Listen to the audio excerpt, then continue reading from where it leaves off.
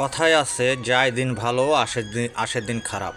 যে দিন চলে গেছে সেদিন আর কখনো ফিরে আসবে না। ঠিক তেমনি 90 দশক আমাদের জীবন থেকে হারিয়ে গেছে। 90 দশকের জীবনযাত্রা ছিল একান্তই বিশেষ ও স্মৃতিময়।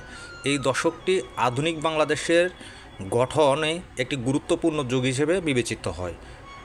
90 দশকে তখন মোবাইল ফোন প্রায় ছিল না বললেই চলে। সাধারণ মানুষ চিঠি, ল্যান্ডফোন বা পিসি, পাবলিক ফোন ব্যবহার করত। কম্পিউটার ছিল হাতে গোনা কিছু বড় প্রতিষ্ঠানে। সাধারণ মানুষের কাছে এটা ছিল বিলাসিতা। আমাদের 90 দশকের শিক্ষা জীবনগুলো ছিল স্কুল কলেজে তখন স্মার্টফোন বা ইন্টারনেট ছিল না। ছাত্রছাত্রীরা বই খাতার উপরেই নির্ভর করত। সাপ্তাহিক বিচিত্রা, কিশোর বাংলা, চিরসবুজ ইত্যাদি ম্যাগাজিন শিশু কিশোরদের জ্ঞানের অন্যতম উৎস ছিল। বিনোদনের কথা বলতে গেলে বিনোদন টেলিভিশন অর্থাৎ বিটিভি ছিল একমাত্র টেলিভিশন চ্যানেল, যার মাধ্যমে নাটক, সিনেমা, খবর, কার্টুন ইত্যাদি দেখা যেত। অর্থাৎ 90 দশকের জীবনটা ছিল অত্যন্ত আবেগঘন ও আনন্দময়, স্মৃতিময়। সেটা কখনো আর চাইলেও ফিরে আনা যাবে না। 90 দশকের গানের কথা বলবো আর কি। গানের ক্যাসেট অর্থাৎ গান শোনা হতো ক্যাসেট প্লেয়ারে, সিডি বা MP3 তখনও আসেনি। সিনেমার কথা না বললেই চলে। প্রেক্ষাগৃহে গিয়ে সিনেমা দেখা ছিল সাধারণ মানুষের একটা বিনোদনের বড় মাধ্যম। 90 দশকের খেলাধুলা, আমরা তখনকার যারা শিশুকালে 90 দশক কাটিয়ে এসেছেন যারা, তারা মাঠে গিয়ে খেলাধুলা করতেন। অর্থাৎ খেলাধুলার প্রতি তাদের একটা অন্যরকম আগ্রহ ছিল, যা বর্তমান যুগে তেমন চোখেই পড়ে না। মাঠে গিয়ে বন্ধুদের সঙ্গে ক্রিকেট, ফুটবল, লুডো, ক্যারাম, দাঁড়িয়াবান্ধা, কানামাছি খেলা ছিল খুবই জনপ্রিয়।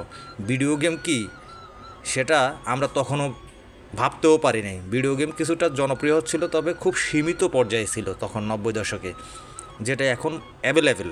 অর্থাৎ জনপ্রিয়তার শীর্ষে ভিডিও গেমগুলো। জীবনের গতি ও সামাজিকতা, জীবন ছিল অনেকটা ধীরগতির, কিন্তু সামাজিক বন্ধন অনেক দৃঢ় ছিল।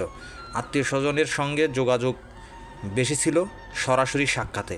পাড়া মহল্লার বড়দের প্রতি সম্মান, ছোটদের প্রতি স্নেহ ছিল প্রচুর, যেটা আমরা কখনোই বর্তমানে সেটা কল্পনা করতে পারি না। আমরা যে যার মতো, আমরা সবাই নেতা, সবাই মাস্তান, সবাই সব কিছু, মানে পারি না যে এই পৃথিবীটাই মনে হয় যে আমাদের এখনকার বর্তমানে। কিন্তু 90 দশকটা ছিল একটু ভিন্ন চিত্রে। খাদ্যর ক্ষেত্রে বললো, আমরা এখন যা খাচ্ছি সবগুলোই ভেজাল এবং ফরমালিন। ফাস্টফুড তখন খুব একটা জনপ্রিয় ছিল না। বাসায় রান্না করা খাবারই সবাই খেত, এবং মায়ের হাতের রান্নাটা তখন সবচেয়ে বেশি জনপ্রিয় এবং ফেভারিট ছিল আমাদের সবার জন্য। রাস্তাঘাটে বিক্রিত ফুচকা, চটপটি থাকলেও এখনকার মতো প্রাতিষ্ঠানিক হয়নি।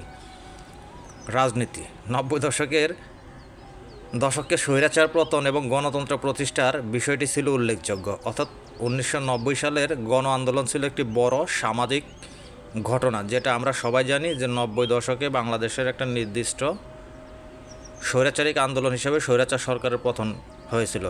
এক কথায় বলতে গেলে 90 দশকের জীবনযাত্রা ছিল অনেক সহজ সরল, ধীর এবং মানবিক সম্পর্ক নির্ভর। প্রযুক্তির অভাব থাকলেও আত্মার সংযোগ ছিল গভীর। এই দশকের স্মৃতি আজও অনেকের কাছে নস্টালজিয়া হয়ে রয়ে গেছে।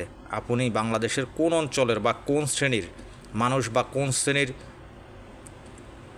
কোন দশকটাকে আপনি বেশি পছন্দ করেন, সেটা অবশ্যই কমেন্ট করে উল্লেখ করবেন। আমার কাছে 90 দশকটাই সবচেয়ে সেরা মনে হলো, কারণ 90 দশকের মায়ের হাতের বানানো শীতকালের ভাপা পিঠা, পুলি পিঠা খেতে অত্যন্ত ভারী মজা ছিল। অসংখ্য ধন্যবাদ সবাইকে, ভিডিওটি শেষ পর্যন্ত দেখবেন।